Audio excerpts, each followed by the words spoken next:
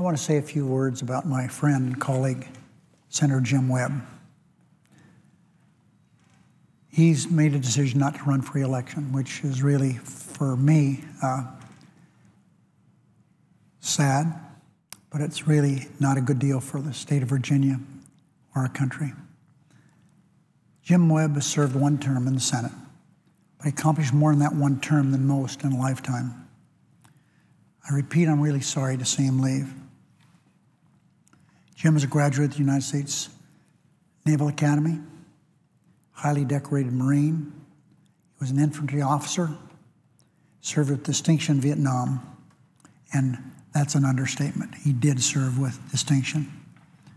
He earned a Navy Cross, which is the second highest decoration in the Navy and Marine Corps. He got that for heroism in Vietnam. He was awarded a Silver Star, 2 Bronze Stars, 2 Purple Hearts. When he returned from Vietnam, he, of course, wanted to be in the military all of his life. But he couldn't do it anymore. His injuries from the war prevented him from doing that. He attended Georgetown Law School, where he graduated with distinction, served 4 years with President Reagan as Assistant Secretary of Defense and Secretary of the Navy. He was the first Naval Academy graduate to serve as the civilian head of the Navy. Senator Webb is also an author, written 6 books, a filmmaker, screenwriter. He even won an Emmy. Long after Jim Webb left the Marine Corps,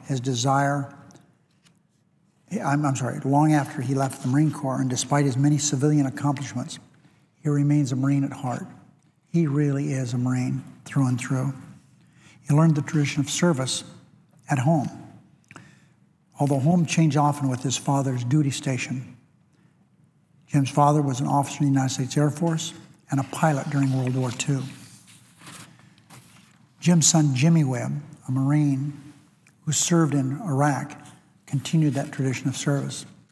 And although Jim Webb was a vocal opponent of the Iraq War, he was incredibly proud of his son's service as a soldier in battle-torn Iraq. Every day of his 2006 campaign, Jim Webb wore his son's combat boots. It was a tribute not only to Jimmy, his boy, but to all people who have been sent into harm's way, he said. I met Jim Webb in my office, not far from here. As a result of Senator Bob Kerrey asking me if I would spend some time with him, and I was happy to do so. I'll never forget that meeting, just the 3 of us in the room. For those of us who have worked with Bob Kerrey,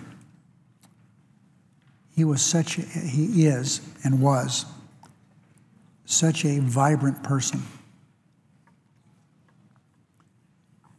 He was almost mischievous, I guess is a way to put it. You could just tell how he had just a little touch of differentness. And when he brought him in to visit with me, I learned very quickly. They were both warriors.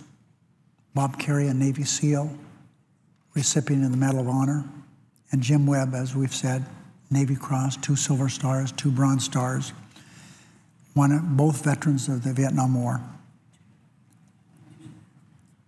As we sat talking, it was obvious that they were both fighters, warriors, and Jim certainly proved that in his 2006 campaign. The reason Bob wanted me to visit with him is because Jim Webb had decided he wanted to run for Senate.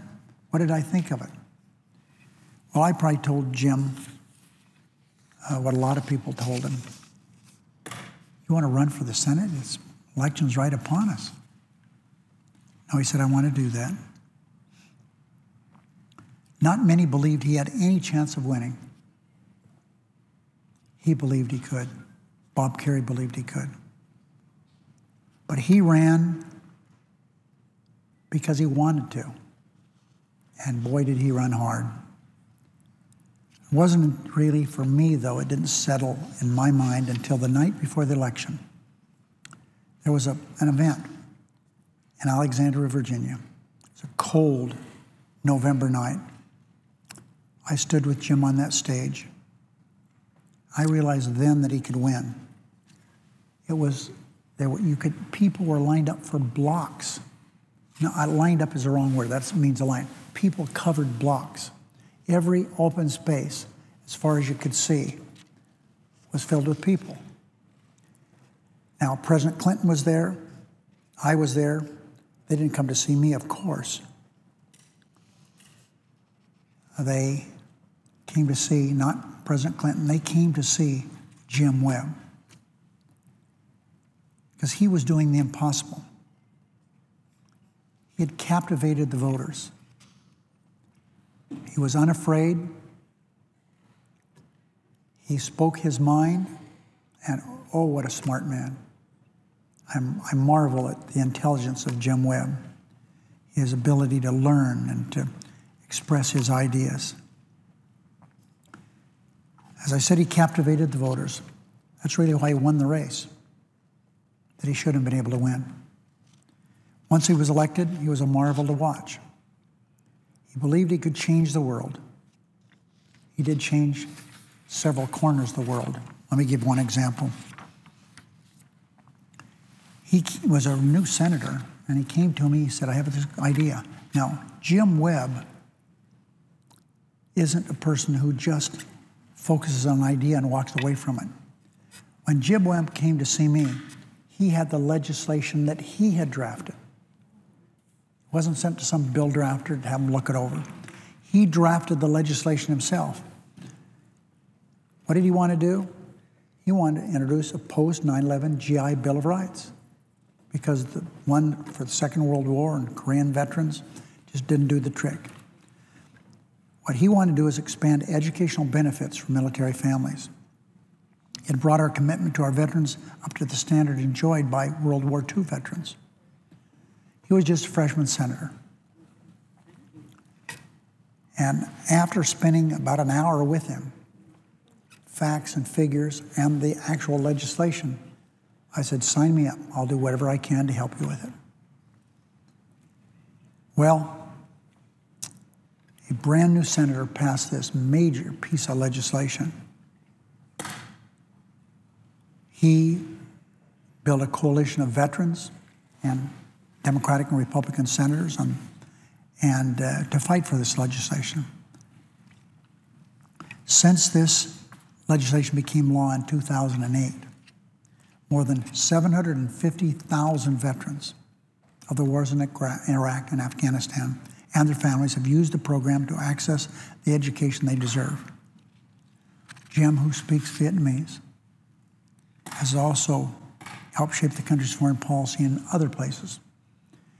He's played a key role in easing tensions in Burma and working to secure the rights of democracy among activists like Aung Suu Kyi, who we visited here, who came and visited us just a month or so ago. Jim Webb is a unique individual in so many different ways. Mr. President, he has many of the places where the battles were fought in World War II. He went to those islands and spent time walking to see what the veterans had gone through in a war prior to the one that he was involved in. He actually did that, physically hard, but he wanted to do that, and he did it on his own.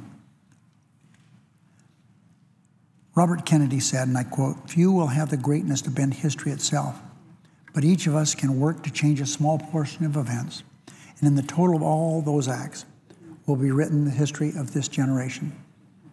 Close quote. Jim Webb should be proud of his part. It wasn't a small part in writing the history of his generation. He did it in the battlefields in Vietnam. He did it in the Pentagon. He did it here in the United States Senate. I don't know what's ahead for Jim Webb, but we haven't heard the last of him. He's a wonderful, beautiful wife, wonderful children. He left his mark on the United States Senate, and he will never be forgotten, even though he served here one term. I'm really sorry that his Senate career was not longer, but I'm gratified that it was so productive. And Mr. President, I congratulate Jim Webb, and express on this record how much I admire him and what a strength he has been to me. He was a strength to me in the health care bill. He has given me wonderful information on immigration, which I've spent a lot of time on. I've read some of his books. I haven't read them all, but I've read a couple of them. He is somebody I will miss very, very much. And I will always consider Jim Webb somebody who made me a better person.